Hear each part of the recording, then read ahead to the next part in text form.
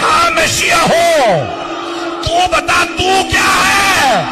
حق پر اگر کوئی ہمیں جماعت ملے گی تو وہ قرۂ ارض پر صرف اہل حدیث ملے گی۔ دیوبند کو تو رب نے ہر میدان میں ہیرے دیے، اور ہمارا مشن ایک ہے، ہم کسی وہابی کو سنی نہیں بنانا چاہتے۔ ہم بریلوی ہیں، کوئی رافضی ہمارے پاس نہیں آئے گا۔ یہ ہیں ہماری امت کے اسکالرز جنہوں نے پوری امت کو فرقوں میں بانٹ دیا۔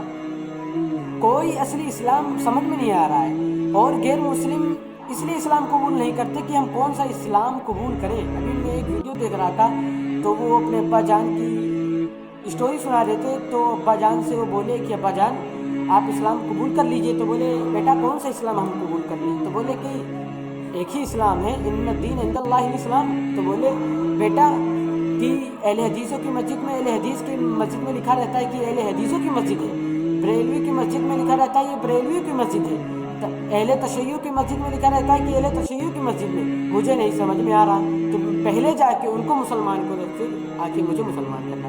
وہ اس دنیا سے بغیر ایمان کے چلے گئے صرف اس فرقہ واریت سے۔ تو آپ یہ بتاؤ اس کا سوال اللہ تعالیٰ کن سے پوچھے گا؟ ہم لوگ ذمہ دار ہوں گے نا، کہ ہم ہی لوگ تو فرقہ واریت پھیلا کے رکھے ہیں۔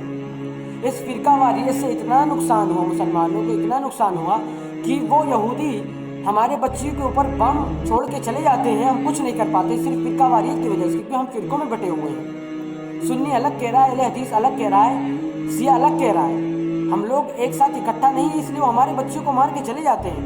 نبی صلی اللہ علیہ وسلم نہ شیعہ تھے، نہ سنی تھے، نہ بریلوی تھے، نبی صلی اللہ علیہ وسلم مسلمان تھے، وہ اکٹھے تھے، تب جا کے ان سے بڑے بڑے بادشاہ ڈرتے تھے۔ تو یاد رکھنا، جب تک اکٹھے نہیں ہوگے تب تک طاقت تمہارے ہاتھ میں نہیں آئے گی، جب طاقت تمہارے ہاتھ میں نہیں آئے گی تو تم روند دیے جاؤ گے، جیسے آج کل کے ٹائم پہ روندے جاتے ہیں۔